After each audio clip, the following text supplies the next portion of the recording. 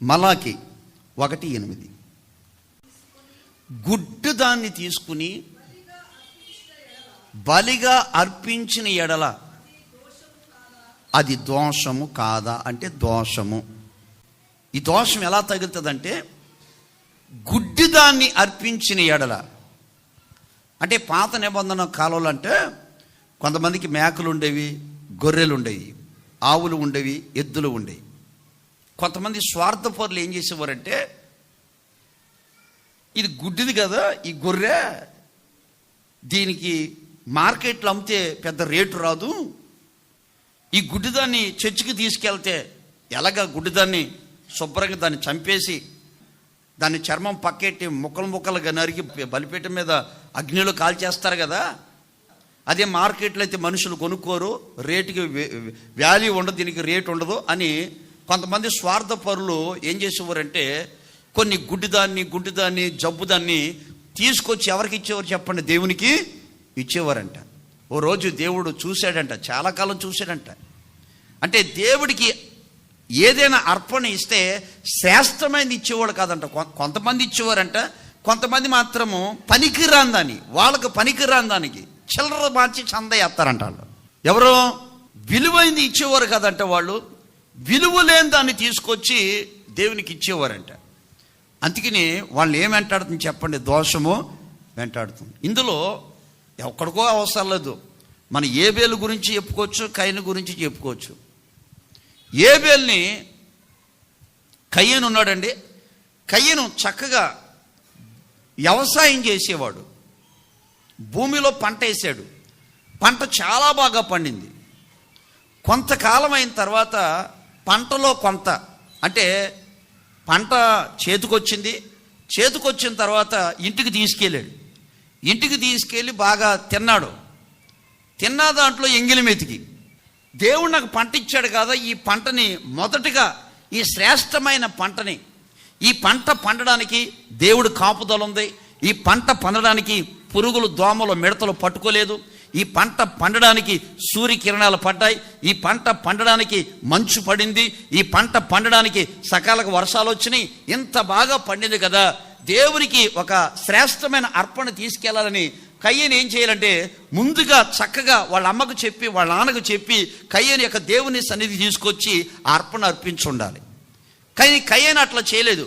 పొలం పంట అంతా ఇంటికి తీసుకెళ్ళి కొన్ని దినాలు అయిపోయిన తర్వాత తాను అనుభవించిన తర్వాత, అరే దేవుడేమైనా బాధపడతాడేమో, దేవుడేమో మనసు నొచ్చుకుంటుందేమో, ఇది మంచి పద్ధతి కాదని తీసుకెళ్ళి బలిపీఠం కట్టి, ఏమండి ఆ బలిపీఠం మీద తను తీసుకొచ్చిన పంటలో ఉన్న ఫలాలన్నీ పెడితేనంట దేవుడంట అతన్ని అంగీకరించలేదు, అతని అర్పణని దేవుడు అంగీకరించలేదు.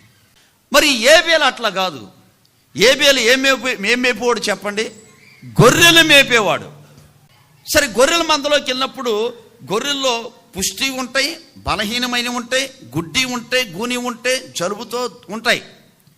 కానీ ఏబేలు ఏం చేశారంటే మందలోకి వెళ్ళి గుడ్డిదాన్ని ముట్టుకోకుండా, కుంటిదాన్ని ముట్టుకోకుండా కొరువిన వాటిని, శ్రేష్టమైన వాటిని కొన్ని దేవునికి తెచ్చి బలిపీఠం కట్టి బలిపీఠం మీద పెట్టి అర్పిస్తే దేవుడు ఏబేలు అర్పణ దేవుడు అంగీకరించాడు. అంటే గుర్తుపెట్టుకోండి, ఎప్పుడు కూడా దేవునికి మనం ఏం చేయాలంటే శ్రేష్టమైన దాన్నే ఇవ్వాలి. ఆమేన్ చెప్పండి. శ్రేష్టమైన దాన్నే దేవునికి ఇవ్వాలి. నేను నిజామాబాద్లో సేవ చేసేటప్పుడు ఒక అబ్బాయి తిక్కలుగా ఉంటాడు. అంటే మైండ్ సెట్ సరిగ్గా లేదు, వయసు ఒక 25 సంవత్సరాలు ఉంటాయి. ఇంటికి విజిటింగ్కి వెళ్ళినప్పుడు, అది ఆగస్టు నెల బైబిల్ వస్తూ ఉందన్నమాట. జూలై నెలలో వాళ్ళ ఇంటికి విజిటింగ్కి వెళ్ళాను. అన్నా మరి వీడున్నాడు కదా, వీడిని తీసుకెళ్ళి సేవకి ఇచ్చేస్తాను, నేను ప్రభు సేవకి ఇచ్చేస్తానన్నా. వయసు ఎంతమ్మా అంటే ఉంటుంది ఒక 25 సంవత్సరాలు. ప్రభు సేవకి ఇచ్చేస్తానన్నా అని, బట్టలు కావాలంటే బట్టలు కొనేస్తాను, ఫీజు కావాలంటే ఫీజు కట్టేస్తాను, మీరు తీసుకెళ్ళి గవర్నమెంట్లో అమరానికి అప్పగిచ్చేయండి, నా కొడుకు సేవలో ఉండాలి, ప్రభు సేవ చేయాలి అని చెప్తూ ఉంది.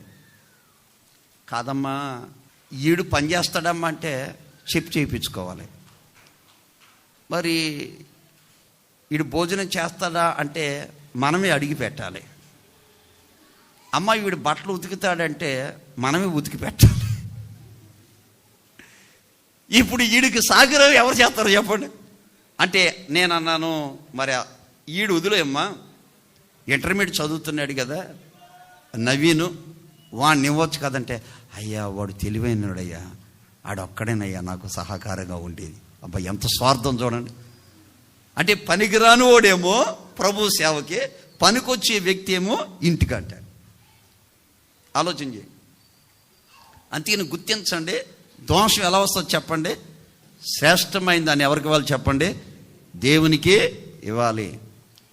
ఎంగిలి మెతికి ఎప్పుడు ఇవ్వకూడదు, వాడేసుకున్న తర్వాత ఇవ్వకూడదు. ముందుగానే దానికి దేవునికి ఇచ్చేయాలి. చేతుల పైకి ఎత్తి గట్టిగా ఆమేనందాం. ఆమేన్.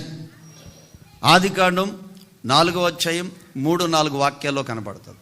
కొంతకాలమైన తర్వాత కయ్యను పొలం పంటలో కొంత అన్నాడు కానీ శ్రేష్టమైంది విలువైంది అని అనలేదు. ఇప్పుడు ఏబేలు చూడండి. ఏబేలు తొలుచూలు పుట్టిన వాటిలో అదిగో క్రొవ్విన వాటిని కొన్ని తెచ్చాను. చూడండి, శ్రేష్టమైంది క్రొవ్విన వాటిని కొన్ని తెచ్చాడు. ఆయన కొంత తెచ్చాడు. ఆయన ఆ కొంతలో మరి పొట్టి ఎంత ఉందో తెలియదు, కుళ్ళిపోయిన వంకాయలు ఎంత ఉందో తెలియదు, బెండకాయలు ఎన్ని రకరకాల పాడైపోయినాయి అన్ని తెచ్చిపెట్టాడు ఆయన.